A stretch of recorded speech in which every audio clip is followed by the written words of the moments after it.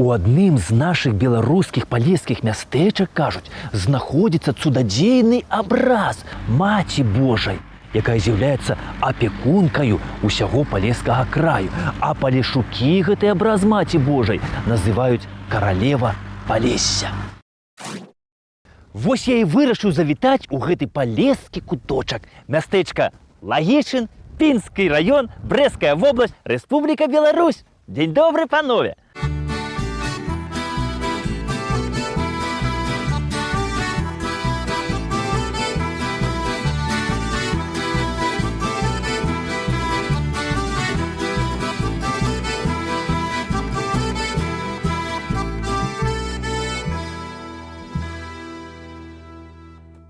Пра паходжанне назовы мястэчка існуе адна цікавая легенда. Ну, вы ж ведаеце, панства, што калісьці вось тут, пад Пінскам, было знакамітае Пінскае мора. І вось калі гэта Пінскае мора высохла, то тут узнікла балота. І вось пра гэтае балота прайсці было проста немагчыма. Можна было толькі ўзімку, калі ўсё замерзне, і то трэба асцярожна, каб не патрапіць у чортавую яму. І вось адзін купец з Пінска, якога звалі Лагіш, разам са сваім сынам і некалькімі купцамі вырашылі ўзімку сюдою правезці свой тавар да Мінску. І вось недзе тут, на гэтым месцы, сярод балота, на грудочку, вырашылі заначаваць. Расклалі вогнішча, і тут пачалі выць ваўкі. Коні, як перапужаліся, сталі на дыбы, уцякаць, яны з коней стрымліваць. А вось конь з возам ягона сына як панёсся і ўскочыў у чортавую ямку. І сын яго там і загінуў. І вось Лагіш гэты пачаў гараваць на гэтым грудку і вырашыў тут застацца і нікуды адсюль не ісці. Пабудаваў тут хатку і сваіх слуг адправіў прадаць тавар у суседняе мястэчка. І вось яны прыйшлі за сваім таварам. І іх пытаюцца, адкуль вы прыйшлі, што вы прынеслі, чый гэта тавар? А яны кажуць, гэта тавар Лагіша. Прыйшлі мы з Лагішынага месца. І вось з таго часу гэта месца так і пачалі называць Лагішына месца, Лагішын. Але вось навукоўцы чамусьці думаюць зусім па-іншаму. Яны кажуць, што назова пайшла ад слова лог, лагчына. Кажуць, што калісьці тут была вялізная такая лагчына, лог. І калі яна пачала высыхаць, пачалі селіцца людзі, то месца гэта так і называлі лог, лагчына, Лагішын.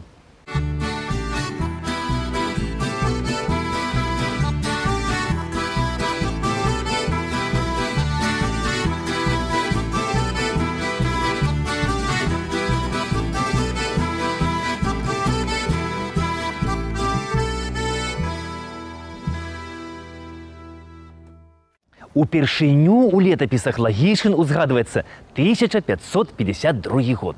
І вось што цікава, што роўна праз 100 гадоў маленькая вёсачка ператвараецца ў сапраўднае мястэчка. А што такое беларускае мястэчка? Беларускае мястэчка – гэта наша вялікая брукаваная плошча, ад якой адыходзіць некалькі вулак, царква, насупраць касцёл, дамы гандляроў. І вось у беларускім мястэчку раней можна было набыць усё, што патрэбна для чалавечага жыцця. Тут працавалі і стэльмахі, і ганчары, і кавалі, і пекары, і шаўцы.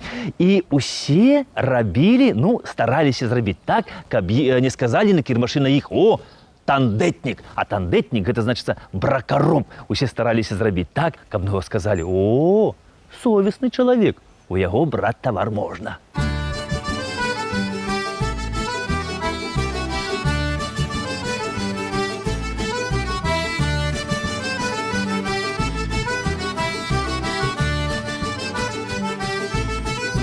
Знакаміты Лагішын быў сваімі кірмашамі, на якіх гандлявалі жывёлаю. І вось, каб набыць добрую худобіну, у Лагішын шлі людзі здалёку.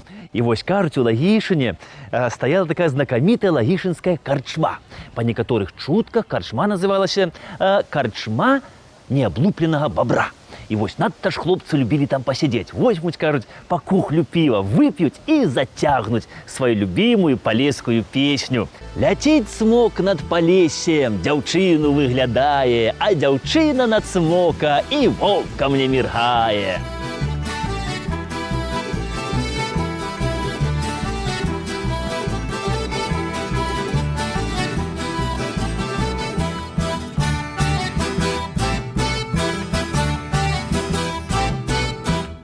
А ў 1633 годзе Лагішын атрымаў свой уласны герб. Вось такі. Праўда, герб вельмі такі дзіўны. Гэта воўк на ласіных нагах. Ну, праўда, дзе-нідзе малююць і на лапках жураўля. А тлумачаць гэта тым, што калісь тут былі вялізныя балоты, і воўк на сваіх воўчых лапках па гэтых балотах хадзіць не мог. І таму тут вывелася такая парода палешуцкіх ваўкоў, якія ваўчкі хадзілі на ласіных нагах, каб прайсці па балоту, а якія і на лапках журава. Праўда, гэтая парода звялася, і засталіся такія ваўкі толькі на гербе Лагішына.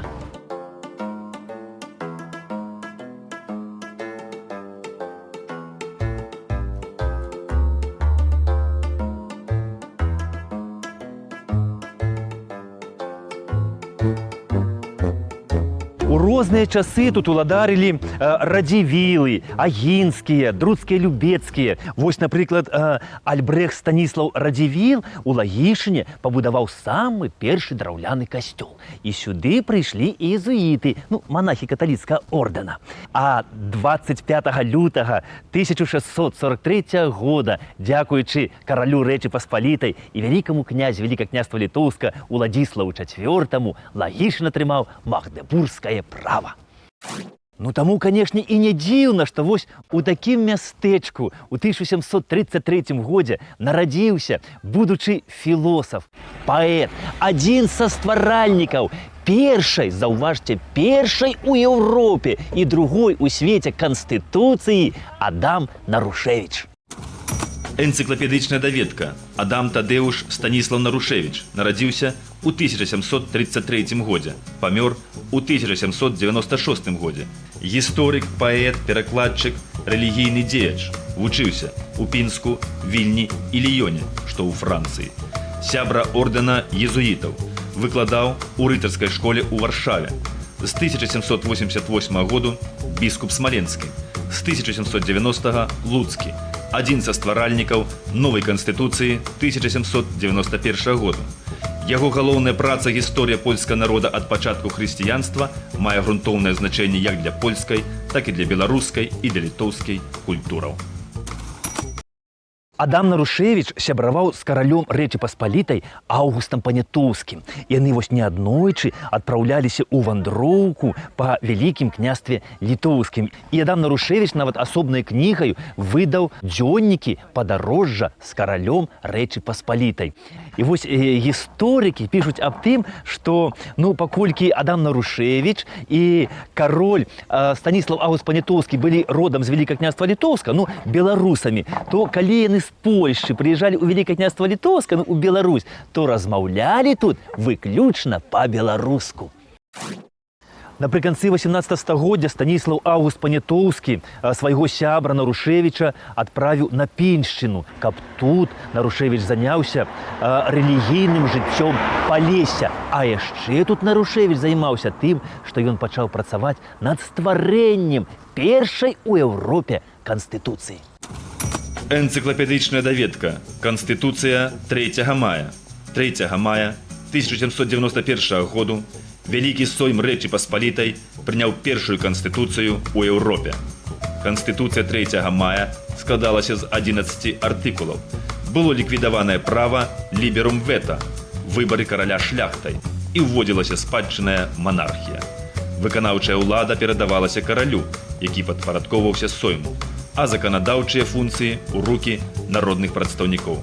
Абвяшчала канстытуцыя і свабоду друку, свабоду сумлення, галоснасць судаводства, адмена прыгнёту. Дзяржава давала свабоду ўсім іншаверцам, уцекачам нешляхетнага паходжання і абяцала захоўваць рэлігійную талерантнасць. На Палесе Адам Нарушевіч напісаў кнігу пра Яна Хаткевіча. Таксама распачаў працу над кнігай аб жыцці канцлера Вялікага княства Літоўска Льва Сапегі. А таксама па просьбе свайго сябра Аўгуста Панятоўска ён тут напісаў кнігу аб жыцці беларуска і літоўска народа. Але вось кніга гэтая выйшла ўжо пасля смерці Адама Нарушевіча.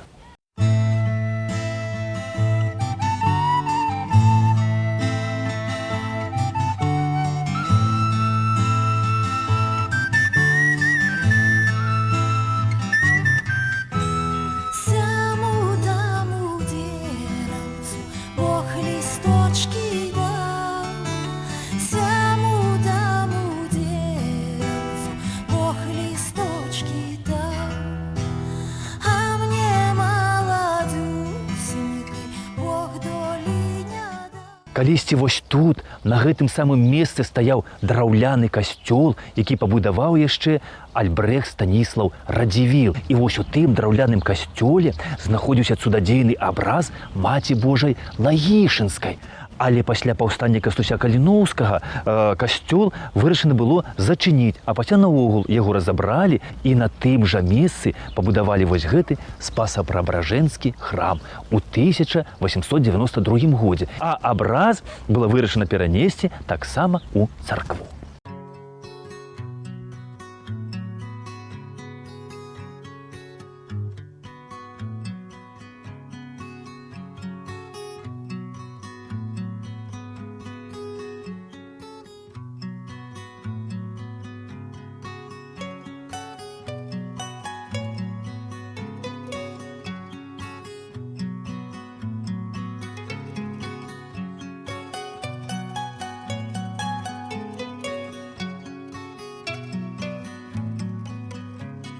На нашай зямлі адбываліся розныя войны, паўстанні, але не нагледзячы ні на што гэта. Вось тут у Лагішыне, Палешукі, калі касцёл разабралі і цудадзейны абраз Маці Божай перанеслі вось сюды, у новы праваслаўны храм, то сюды пачалі прыходзіць маліцца і уніяты, і праваслаўныя, і каталікі. Яны прыходзілі і маліліся Маці Божай. Маці Божая, адхіні напасці ад бацькаўшчыны нашай Беларусі, захавай навекі вечныя край вольным, зямлю плотнай, нетры непарушнымі, паветра чыстым, ваду здароваю, каб цешылася на гэтай зямлі з ласкі тваёй усё жывое, і чалавек, і птушка, і жывёліна, і рыба, і малая кузюрка.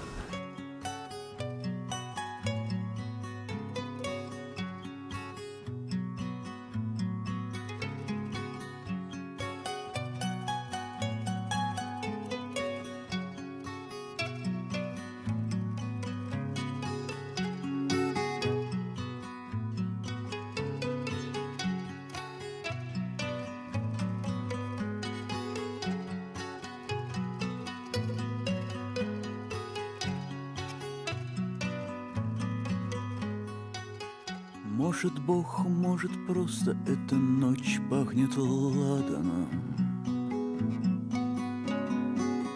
а кругом высокий лес темен и замшел. То ли это благодать, то ли это засада нам. Весело на ощупь, да сквозняк на душе. Вот идут с образами незнакомыми, да светят им лампады из-под темной воды. І вось доўгі час у Лагішыне касцёла не было. А справа ў тым, што пасля паўстання Кастуся Каліноўскага расійскія ўлады забаранілі на Беларусі будаваць уніяцкія і каталіцкія храмы. А ўся справа ў тым, што і уніяты, і каталікі усе без выключэння падтрымалі паўстанцаў. І вось толькі ў 1905 годзе расійскі цар даў дазвол на будаўніцтва ў Беларусі касцёлаў. І ў 1910 годзе у цэнтры Лагішына распачалі будаўніцтва вось гэта касцёлу. А ў 1913 годзе касцёл быў асвечаны ў гонар святых апосталаў Пятра і Паўла.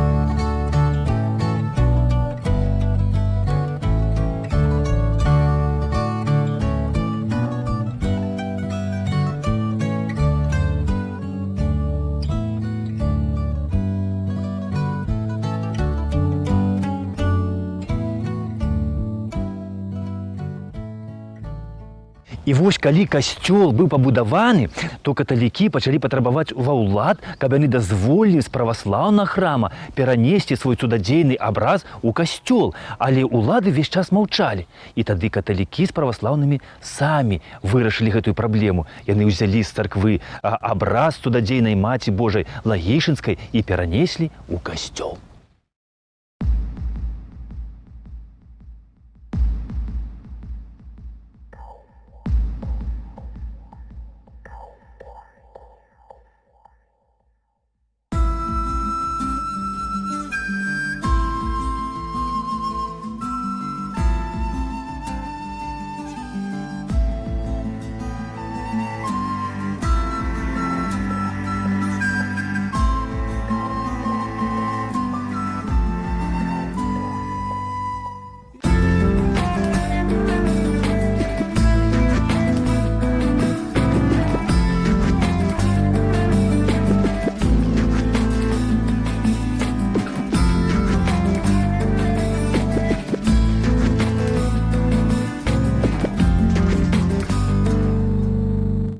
Кім і калі быў напісаны гэты абраз Маці Божай Лагейшынскай, невядома. Але вось у Лагейшын ён патрапіў у сярэдзіне 17 стагоддзя падчас вайны са шведамі, так называемай патопам.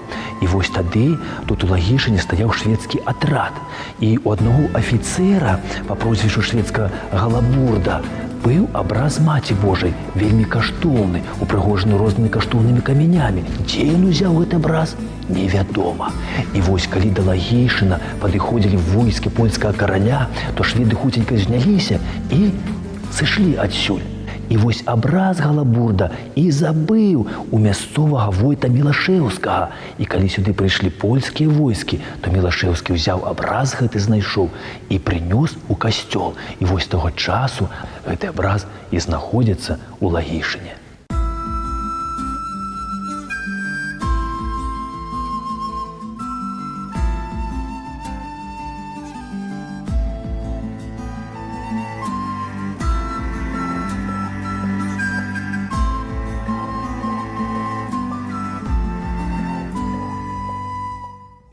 У 1997 годзе папа рымскі Іоанн Павел II асабіста падараваў вось гэтыя кароны Лагейшынскай Маці Божай. І хацеў сам прыехаць і каранаваць вось гэты абраз Маці Божай Лагейшынскай, але не змог. І тады ад яго імя кардынал Казімір Свёнтак з Ватыкана прывёз гэтыя кароны, і абраз быў каранаваны. І ў Лагейшын заўсёды ідуць паломнікі. І паломнікі ідуць не толькі з усяго Палесся, але ідуць і з усёй Беларусі, ідуць паломнікі з Польшчы, з Літвы, бо абраз Маці Божай Лагейшынскай лічыцца каралевай Палесся. Сюды прыходзяць паломнікі і моляцца. Маці Божая Лагейшынская, каралева Палесся, зірні на нас ласкава і пачуй нашую пакорную малітву. Дзякуем табе за тое, найлепшая наша матка, што дапамагаеш нам, што ўціраеш слёзы, што ты заўсёды разам з намі.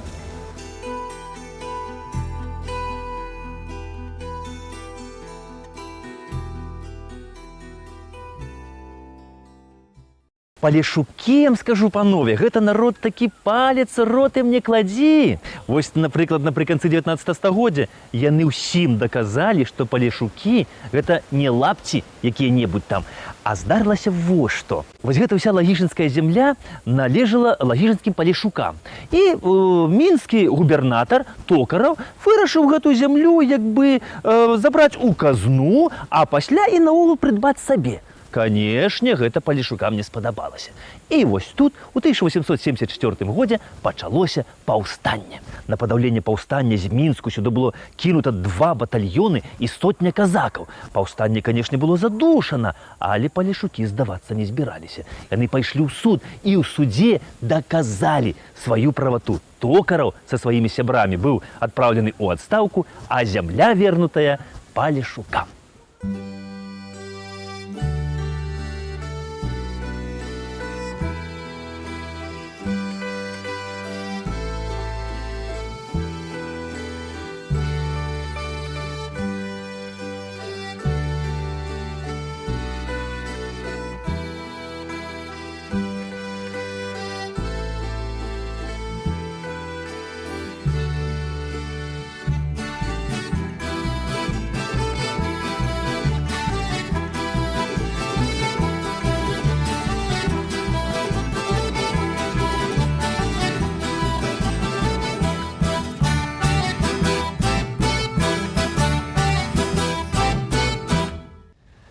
Вось гэтымі дарогамі на пачатку мінулага стагоддзя неаднойчы хадзіў наш беларускі класік Якуб Колас, ну, калі настаўнічаў у вёсцы Пінкавічы, што недалёка ад Лагішына. І ён пра палешукоў апісаў вось адно такое здарэнне, што палешукі, яны заўсёды хадзілі як бы так з вусамі і насілі даўгія валасы. Ну і вось адзін палешук паехаў недзе на Наваградчыну. Ну, там зайшоў у карчму, хлопцы выпівалі, ён паглядзеў, так выпіў з хлопцамі, кажа: хлопцы, браня вып'ю, не станцую. Ну, хлопцы налілі яму адну чарку, другую, і ён выпіў, ды і заснуў. І вырашылі пажартаваць з яго. Узялі ды пастрыглі гэтага палешука налыса. І вось ён пачынаецца, лап за галаву, лысы. Ды кажа: хлопцы, що ж це ви нарабили? Що ви, хлопці, нарабили? Як же я до хати покажуся додому? Це ж на мене скажуть: Петро, ти ж лисий, як товкач. Да будуть сміятися, казати: Петро товкач. Та й на дітей будуть казати: о, це товкачові дітки. Ось така історія. А яшчэ у Якуба Коласа ёсць такія словы: дарогі, вечныя дарогі, знаць вас прадвеку самі богі, калі красёнцы жыцця ткалі і вашы лёсы вызначалі. Няма канца вам ні супыну, вы жывы кожную часіну. Пайду і я сваю дарогу у новае падарожжа. Да пабачэння!